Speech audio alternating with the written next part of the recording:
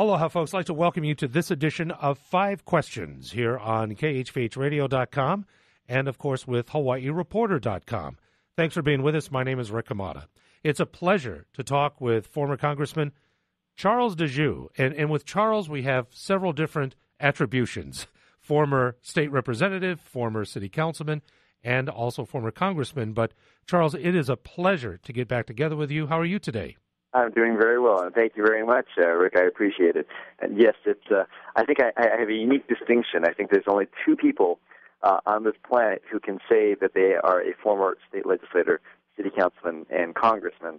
That's myself and Neil Abercrombie. So I don't know what that says about me, but it's unique. It definitely. Well, I'll tell you this: you've accomplished it in shorter time, so that would be good. Let me jump right on in. Of course, it is 5 questions, and 5 questions for you today, Charles. Let me start with, you have served, as I indicated, our community as a city councilman, as a state representative, and a congressman. I'd like for you, if you could, take us inside each of those offices and what would surprise voters to know about really the machinations, the back stories of politics at each level of municipal, state, and federal service. Sure. It's been my pleasure to have served the people of Hawaii at all 3 levels of government, municipal, state, and federal. Each have their own unique characteristics. I think at the city level, I think what will surprise people is that when you have only 9 members of the Honolulu City Council, you only need 5 to pass legislation.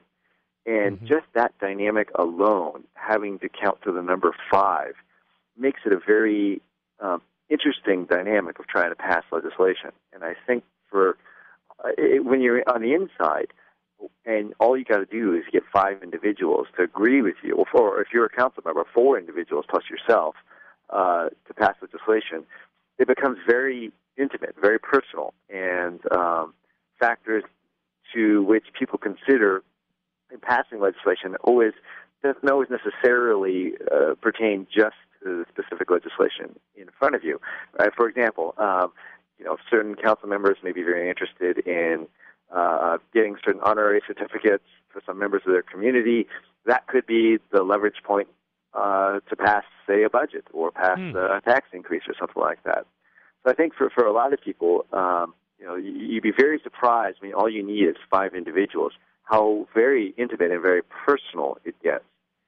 At the state level of government, what I think the average individual doesn't understand is how partisan the Hawaii State Legislature is and how much control committee chairs have over the life and death of legislation.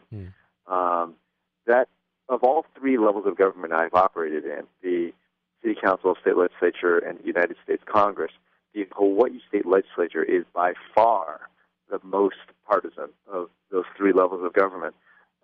It is Hawaii is oftentimes been characterized as machine-based politics. I think that's an accurate description of the Hawaii State Legislature. Then on the inside, it all depends on committee chairs and getting the right committee chairs to support your legislation, and that's how you get bills through. And in some sense, the most important vote in the legislature is on the very first day when you organize your leadership and organize the committee chairs. That has a lot of impact on how and what legislation gets through. And I think a lot of people are surprised by how partisan and how chairman-oriented the legislature is. Can I jump in just for a moment, Charles, because it's very interesting that you mentioned that when we talk about partisanship. When you were a state representative, I believe you served with, was it 19 other colleagues at the time? Yes, there were 19, and then for a brief amount of time, we actually had 20. Right. One member switched parties, and it had 20 out of 51 members were Republican when I was in the State House. And so did you have a sense, when it's partisan, is it more of a personal, almost being ostracized to a certain extent based simply on party? Yes. Or is there any congeniality or? Well, I think there is a certain degree of congeniality between Republicans and Democrats in the legislature, and certainly I think I got along very well with a number of Democrat state representatives when I was there. But in terms of passing legislation, it's a night and day difference. Democratic lock control of the legislature, overwhelming control, which has existed for 4 decades now, is very pronounced. And I think that does a long-term, it does a disservice to the public. We don't have a give and take of ideas. We don't have a true, viable two-party democracy. But that's the way it is. That's the way it works in the Hawaii state legislature. And while you're with your service in Congress, can you help us understand a little bit about how it all worked while you were there? Yeah. How Congress works. You have to put the word work in the quotation marks here. Yeah, exactly. I think if there's an insider misconception or something that people aren't, what I've been surprised about when I went there, with my conceptions about Congress is the leadership structure is a lot looser than I think a lot of people think it is. I think a lot of people think that when you go to Congress, the Republican or the Democratic leadership and the whips, their whips and mm-hmm. Make everybody snap in line on these major issues of the day. That actually, there's a lot more give and take amongst the members of Congress than people suppose there is. And there's a lot more flexibility individual congressmen have than, again, I think that the media perhaps portrays on the outside. And the leadership, I found that both on the Republican and Democrat side do try to accommodate their own individual members. I think it's an unfortunate reality that today the U.S. Congress is much more bitterly divided than it was, say, 20 or even 30 years ago. Mm-hmm. But there is still a lot of give and take between individual members and their leadership. When we talk about leadership, and I'll move to question number 2 in a moment, but while you were in service in Congress and would cast a vote that either perceptively or in actuality may not have been in line with leadership's position, is there any what kind of response do you get from leadership if you don't vote the way that they hopefully would have you vote? For me, I got very little blowback. As you may know, Rick, I was one of the more moderate members of the Republican caucus. Indeed, when National Journal came forward and ranked all 435 members of Congress, I think they put me as the second most moderate Republican out of the 179 Republicans in the House. For me, as long as I was up front with the leadership from the beginning, and I wasn't surprising them, I wasn't telling them I'm going to vote yes, and then suddenly go to the floor and vote no on any particular bill. By and large, I got very, very little blowback because I think all the leadership, John Boehner, Eric Cantor, Kevin McCarthy, who are now mm-hmm. Speaker of the House, House Majority Leader, and the Majority Whip, they were open and accommodating and understood that my responsibility was to the people of Hawaii, not to the Republican leadership in Washington, mm-hmm. D.C. We're talking with Charles Djou today. And this edition of 5 questions, I think, Charles, we've already had about 13 questions during the first one. But I'll get back on track here in a moment. It's just very interesting to have a chance to chat with you about these things. As City Councilman, Charles, question number 2, you were in office during the debate regarding rail. You were an opponent to the project at that time, but once the vote was affirmed, you did vow to uphold the decision of the voter. That was very important to you at the time. The question very simply is, do you still support the rail project today? I think, the short answer is no. I've always believed, I continue to believe, that the rail project is not financially sound. It is going to be too expensive, and we cannot afford it. That has always been and continues to be my position. I said, though, however, in 2008, I supported putting a question on the ballot, and it was my hope back in 2008 that once it was put on the ballot, we could build consensus, pro or con, on this rail project. It has surprised me that since the ballot question was offered to the voters, and the voters narrowly approved rail after the city government spent millions of dollars of taxpayer resources trying to convince voters that they needed to spend more of their own money on this financially unsound project. it has surprised me that I believe that the city administration and the city council have not taken advantage of what I thought would have been a golden opportunity to try and build consensus in the community. And I think the fact that this project is still so incredibly divisive speaks to a level of unfortunate a failure of leadership by the city government on the rail system. And I think right now in 2011, the major question facing the city is, are we going to get federal funding, and how much? Are we going to get that full $1.5 billion commitment from the feds, especially in light of the fact that we have an all-Democrat congressional delegation unable to communicate or talk with the new Republican majority in the U.S. House? And I think if we can't get that full 100% federal commitment, I think we've got to reconsider this rail project. Question number 3. The state recently, Charles, had its bond rating downgraded by Moody's. Now, for me personally, it's the first time in recent memory that I can recall this ever happening. So why the downgrade now in your mind, and what does it mean to taxpayers? And on top of that, who really is responsible for the downgrading of this rating? No, this downgrade by Moody's is very serious, and this is something that every resident of Hawaii has to take very seriously. It is a clear reflection of financial and fiscally irresponsible behavior by the Hawaii State Legislature and the governor. The people to blame here are Neil Abercrombie and all the leaders in the Hawaii State Legislature.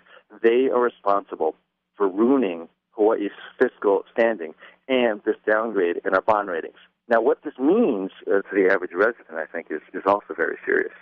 What happens with bond ratings is it's more than just some agency in New York saying, our bonds sure shouldn't be bought. It directly affects our interest rates. The lower your bond rating, the higher the interest rates you have to pay on your debt.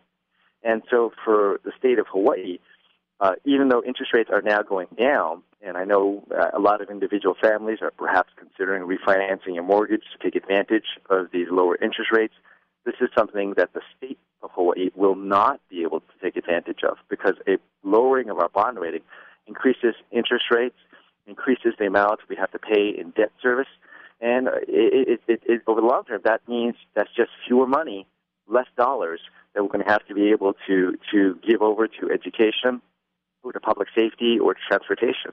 It's just more interest payments that we have to make, and that doesn't benefit anybody. And the people of Hawaii have got to realize that the people to blame are the ones who are in power. And that's Neil Abercrombie, the governor's office, his administration, the Hawaii State Legislature. And if you like this, paying lots of interest and getting nothing out of it, well, I think you could just continue to vote them in. But if you don't like it, and I certainly don't, and I think we have to look for change in next year's election. We're talking with Charles Djou today on this edition of 5 Questions, and we appreciate his time very much. And we're on question number 4, Charles. And again, let me preface this by saying the relevancy of my question, and the word relevant is in the grand context of perception of Hawaii. So how relevant is the Hawaii congressional contingent? And we understand the unique position of Senator Inouye, but what is the perception of Hawaii and our representation and our state at large through the eyes of other members of Congress and other individuals that you worked with on the mainland? Rick, my experience when I was a congressman in Washington, D.C., I think you have to separate your question, how relevant is Hawaii's congressional delegation, into 2 parts. How relevant is Daniel Inouye, and then how relevant is the rest of the delegation? Senator Inouye is well-respected in Washington, D.C. He is the chairman of the Appropriations Committee. He's now the senior-most member of the United States Senate, and I think he carries a level of gravitas that people in Washington respect. The whole rest of the delegation, I think, can be summarized in one word: irrelevant. The rest of the delegation just simply is not taken very seriously. This is especially so in the U.S. House, where we have 2 very, very liberal left-wing members now of the U.S. House of Representatives from Hawaii, who are out of step not only with the Republican majority, but I think they're out of step even with the mainstream Democrats in the U.S. Congress. And I think that's, over the long term, very dangerous for our state, because while Senator Inouye is respected, he's 86 years old. Unless we are confident, Senator Inoue will continue to be there for Hawaii for the next 2 or 3 decades, we're in an exceptionally vulnerable position, with the rest of the delegation really having very little impact, very little say in the affairs of our nation and representing our state. We're talking with Charles Djou and 5 questions. This edition, of course, on HawaiiReporter.com and KHVHradio.com. Question number 5, Charles. You indicated your support for former Governor Linda Lingle if she were to run for U.S. Senate. What are the positions of hers that you do support, and where do you differ? And perhaps under what scenario would you consider to run for the U.S. Senate? And by the way, are you exploring any candidacy for any office at this time? Rick, thank you. I am chuckling. Let me answer the second half of your question first. Am I exploring any candidacy for any office at this time? The answer is no, I am not. Now, does that mean I am completely not going to run for anything ever again? I've never said that. I'm supportive of Governor Lingle if she should decide to run for the United States Senate. I think Linda Lingle, in my opinion, was a very good governor. She is a very good friend of mine, and I believe she would make a very good U.S. Senator. Should she decide not to run for the United States Senate, let's just say my wife Stacy and I will have a very long conversation after that. Am I looking at any other office? Honestly, Rick, I am not, but I can tell you and all of your listeners that if I decide to run for office, it's going to be based on whether or not I believe I can make a difference in our community, and whether or not really my family and I can really set aside our lives again for a year to run for public office. Whether or not there's polling numbers out there, whether or not my favorable ratings are good or not, whether or not a particular incumbent does or does not seek re-election is not going to play a part in my decision-making process. So, I know a lot of people have asked me, well, Charles, what happens if Maisie does run for the Senate and there's an open seat in the second? Or what happens if Colleen Hanabusa runs and there's an open seat in the first? Will you run again for the House? And honestly, whether or not Maisie runs, whether or not Colleen runs, that's irrelevant to me. What is relevant to me is my belief and ability to make a difference and ability of my family to handle another difficult, tough campaign. I would like to just to clarify, just if there are specific positions that the governor expresses that allows your support for her for the Senate, and if there are any differences that you have with some of her public policies, that perhaps that may compel you to perhaps even compete with her for the Republican nomination. A few things, Rick, and again, let me be very clear here that I'm not campaigning for the United States Senate right now, and I do have a lot of respect for Linda Lingle, and I think she would make an outstanding U.S. Senator. She and I agree probably on most issues, but there are some things that we might not necessarily see eye to eye on. And I'll give you, as for examples, I have never voted for a tax increase. My position on taxes is that we need to figure out a way to restrain the growth of our government. The way you do that is reducing spending, not by increasing taxes. I think that's a position that Linda Lingle also, by and large, agrees with, but something that we perhaps would disagree on is I do not think we should have increased the general excise tax.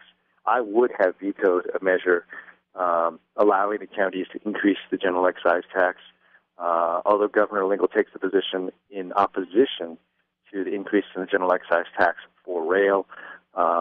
She did allow at least the county to consider increasing that tax, and that's something that she and I perhaps don't quite 100% see eye to eye on. It has been a delight to chat with you, Charles. Yeah, Rick, it's my pleasure. Let's do this again real soon in the near future. We're going to make it 115 questions next time, if that's okay. No. Good deal. Charles Djou, our guest for this edition of 5 Questions. We thank you so much, Charles. We wish you all the best, and we'll chat soon. Thank you. Hey, thanks so much. Aloha.